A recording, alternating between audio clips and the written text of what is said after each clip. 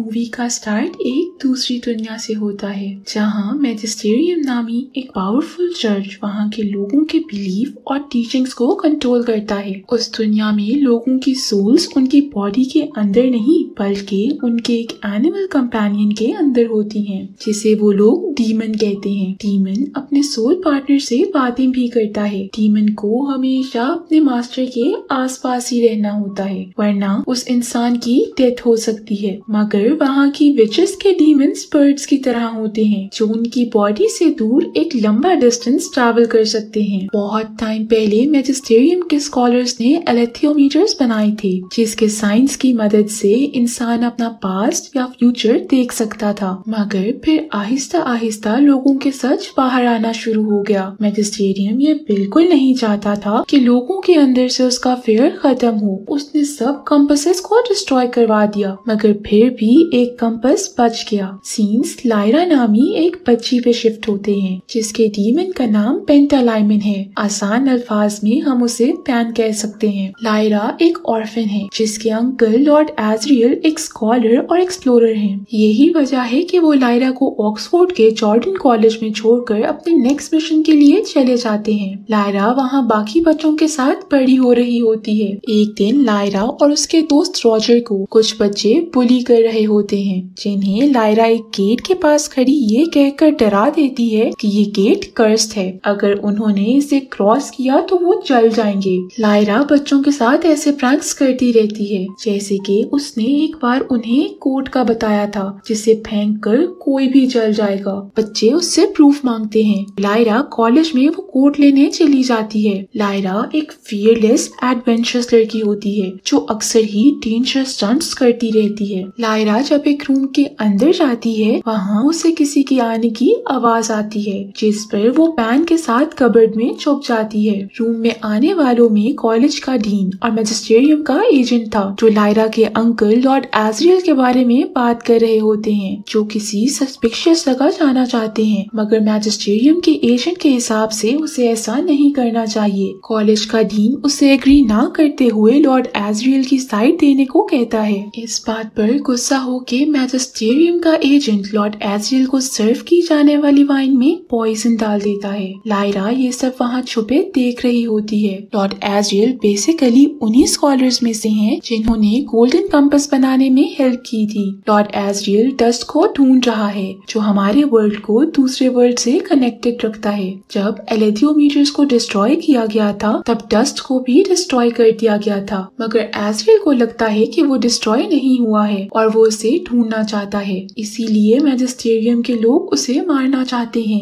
Lyra एजरियल को अकेला देख के उसे बता देती है कि वाइन में पॉइजन है और सबके आने से पहले वापस आके छुप जाती है। एजरियल सबको अपनी प्रेजेंटेशन दिखाता है जिसमें वो लोगों को ऐसे वर्ल्ड का बताता है जहाँ लोगों की सोल्स उनकी अपनी बॉडी के अंदर होती हैं और वो लोग किसी के भी डर के बगैर फ्रीली रह सकते हैं। मगर मैजिस्टेरियम के लोग उसका मजाक उड़ाते हैं और हेल्प करने से मना कर देते हैं क्योंकि ऐसा करने से उनका डर लोगों में से खत्म हो जाएगा। एजरियल उनकी कोई भी बात सुने बगैर कहता है कि वो नॉर्थ पोल में जाके उस वर्ल्ड को डिस्कवर करेगा। मीटिंग के बाद एजरियल लायरा पे गुस्सा होता है कि उसे उस रूम में ऐसे छुप के लोगों की बातें नहीं सुननी चाहिए थी। अब लायरा है तो उसी की नीस तो उसी की तरह फियरलेस भी है जो एजरियल से कहती है कि वो उसके साथ नॉर्थ पोल जाना चाहती है मगर एजरियल उसे मना करके डेंजर से दूर रखने के लिए वहीं छोड़ के चला जाता है।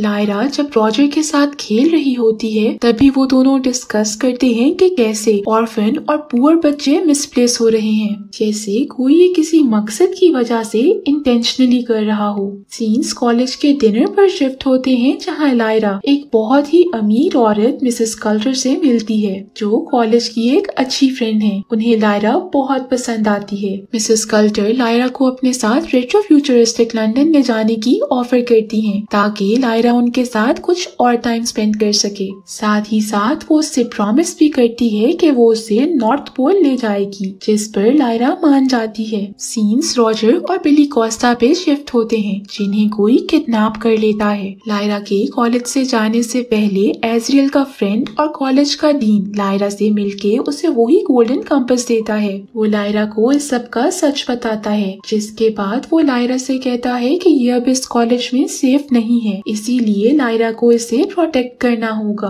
वो लायरा से इस बात को एक राज रखने को कहता है और कंपास की बहुत हिफाजत करने को भी कहता है। वो लायरा को ये भी बताता है कि ये लायरा को हर इंसान का सच बता सकता है और पास्ट और फ्यूचर भी दिखा सकता है, अगर लायरा इसे सही तरह से यूज करे और उसे अच्छे से रीड कर सके। लंदन पहुंच के लायरा शुरू में तो बहुत एंजॉय करती है, मगर बहुत टाइम गुजरने के बाद भी उसे नॉर्थ पोल की तरफ नहीं ले जाया जाता। एक रात जब लायरा अपने रूम में कंपास को देख रही होती है तो वो कॉन्टिन्यूसली एक लेडी के सिंबल की तरफ पॉइंट कर रहा होता है, जैसे वो लायरा को वार्न कर रहा हो, मगर लायरा उसे समझ नहीं पाती। फिर एक दिन लायरा मिसेस कल्टर से डस्ट का जिक्र करती है, जिस पर मिसेस कल्टर क्यूरियस होकर उसे क्वेश्चनिंग शुरू कर देती है, मगर लायरा के कोई भी जवाब न देने पर वो रूड हो जाती है और उसका डीमन लायरा के डीमन को हर्ट भी करता है। लायरा गुस्सा होकर अपने रूम में चली जाती है। उसे एहसास होता है कि उसके साथ कुछ गलत होने वाला है, इसीलिए वो मिसेस कल्टर के सीक्रेट रूम में चली जाती है, जहाँ उस पे रिवील होता है कि जो बच्चों की किडनैपिंग हो रही थी वो एक गॉबलर्स नामी ग्रुप करवा रहा है और मिसेस कल्टर उसी का एक पार्ट है। मिसेस कल्टर लायरा को उस रूम से बाहर आते देख लेती है, जिसके बाद वो लायरा से गोल्डन कंपास भी चोरी करने की ट्राई करती है, मगर पैन गोल्डन कंपास को वहाँ से पकड़कर उड़ जाता है और लायरा भी उसके पीछे विंडो के थ्रू मिसेस कल्टर से बचते निकल जाती है। गॉबलर्स उन दोनों का पीछा करने की कोशिश करते हैं, मगर लायरा और पैन को बिली की मदर माँ कोस्टा बचा लेती है। माँ कोस्टा लायरा को इजिप्शियन किंग जॉन फा के पास ले जाती है, जिनकी शिप नॉर्थ की तरफ किडनैप बच्चों को ढूंढने के लिए जा रही है। लायरा उन पे ट्रस्ट करते हुए उन्हें गोल्डन कंपास दिखाती है, जिसे वहाँ पर एक स्कॉलर फादर कॉरम पहचान लेते हैं, जो उसे बताते हैं कि इसे पढ़ना बहुत मुश्किल है, या ये कहे कि नामुमकिन है। बहुत ही कम लोग इसे पढ़ पाते हैं, जिस पर लायरा कहती है कि वो उसे रीड करेगी। पहले तो लोग उसकी बात पे यकीन नहीं करते, मगर फिर कॉरम की इंस्ट्रक्शंस फॉलो करती लायरा उसे रीड करना शुरू हो जाती है, जिस पर उसे रॉजर और बाकी बच्चे नजर आते हैं। यहाँ मिसेस कल्टर एक स्पाई फ्लाई लायरा को ढूंढने भेज देती है, जो लायरा के पास पहुँच के उस पे और उसके डीमन पर अटैक कर देते हैं। लायरा उनसे बच ही रही होती है कि कॉरम भी वहाँ आ जाते हैं। वो दोनों एक फ्लाई को पकड़ लेते हैं, मगर दूसरी उनसे बच के निकल जाती है। कॉरम उसे बताता है कि इसे मिसेस कल्टर ने भेजा है और ये कोई आम फ्लाइज नहीं है, इनके वेनम से इंसान की मौत भी हो सकती है। रात को लायरा के पास विच क्वीन सेरेफिना आती है। लायरा गोल्डन कंपास को रीड करके विच को बताती है कि कॉरम उसका पुराना साथी था, जिस पर विच को यकीन हो जाता है कि वो सच में इसे रीड कर सकती है। जिसके बाद लायरा को विच की मदद से पता चलता है कि बच्चों को बोलवानगर नामी एक एक्सपेरिमेंट स्टेशन ले जाया गया है, जहां वो उन पे एक्सपेरिमेंट करके चेक करना चाहते हैं कि उनसे उनके डीमंस को अलग किया जा सकता है कि नहीं। शिप से उतर के लायरा लीस कॉस्बे नामी टेक्सन एरोनॉट से दोस्ती करती है, जो उसे लॉरिक नामी आर्मर्ड बेयर के पास ले जाता है। लायरा को आइस बेयर्स बहुत पसंद होते हैं, मगर उस बेयर को ऐसे लोगों का सर्वेंट बना देख वो बहुत डिसअपॉइंट होती है, जिस पर बेयर उसे बताता है कि इन लोगों ने उसे ट्रिक करके उसे उसका आर्मर ले लिया था, जिसके बाद रागनर नामी बेयर ने उसे हरा के उसका किंगडम और थ्रोन भी ले लिया और बेयर अपने आर्मर के बगैर कुछ भी नहीं है। ये सुनकर लायरा को बहुत बुरा लगता है और वो गोल्डन कंपास का यूज करके पता चला लेती है कि बेयर का आर्मर कहाँ पे है। लायरा के बताने पर बेयर फौरन अपना आर्मर रेस्क्यू करता है, जिसके बाद वो लायरा का शुक्रिया अदा करता है, मगर बेयर को वहाँ के लोग वापस अपना सर्वेंट बनाने के लिए पकड़ने आते हैं, जिस पर शिप के सब लोग आकर लायरा को और इस बेयर को रेस्क्यू किए अपने साथ ले जाते हैं। बेयर लायरा से वादा करता है कि वो मरते दम तक अब लायरा को सर्व करेगा। अब शिप पे ली और लॉरिक भी उनके साथ आगे सफर पर निकल जाते हैं। दूसरी तरफ हम पे रिवील होता है कि बोलवानगर बनाने वाले और गॉबलर्स को सपोर्ट करने वाले और कोई नहीं बल्कि मैजिस्टेरियम है। लास्ट डे के दौरान लायरा कंपास की मदद से बच्चों का पता लगाती है, जो बर्फ के बीच एक जगह पे पॉइंट करता है। लायरा लॉरिक के साथ वहाँ के लिए निकल जाती जाती है। लॉरेक रात ठंडी हवाओं में लायरा को लिए खाली बिल्डिंग में पहुंचता है, जहां लायरा को बिली मिलता है, जो कि अपने डीमन से दूर होने की वजह से बहुत बुरे हाल में होता है। लायरा उसे अपने साथ लिए वापस आ जाती है। लायरा बिली को उसकी मदर माँ कोस्टा से मिलवा देती है, मगर तभी उन पे सेमोइड्स अटैक कर देते हैं,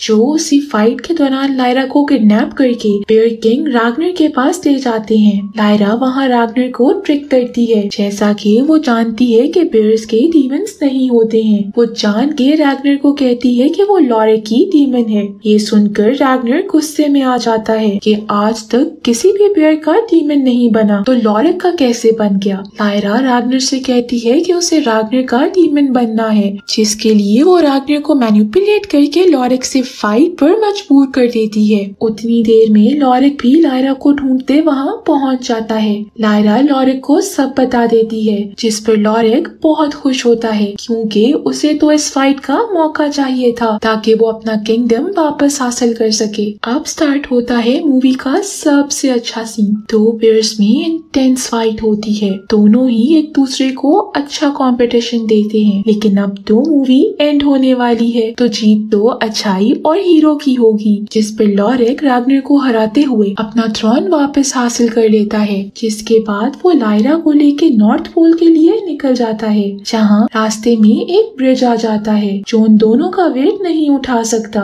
जिस पे वो पहले लायरा को भेजता है, मगर लायरा के आगे बढ़ते ही ब्रिज टूट जाता है, जिस पर लॉरेक लायरा को वहीं रुकने का बोलकर इजिप्शियंस और बेयर्स को लेने चला जाता है, मगर लायरा रुकने के बजाय अकेले ही एक्सपेरिमेंटल स्टेशन पहुंच जाती है, जहां लोग उसका वेलकम करते हैं, क्योंकि वो तो चाहते ही यही है कि उनके पास ज्यादा से ज्यादा बच्चे हों। वो लोग उसे बाकी बच्चों के साथ डिनर के लिए ले जाते हैं, जहां वो रॉजर को देख लेती है, मगर उसे इशारों से ही अपने पास आने से रोक देती है। जिसके बाद वो रॉजर से एक खाली रूम का पूछती है और उसे कहती है कि सब बच्चों को वार्म क्लोथ्स पहनने का बोल दे।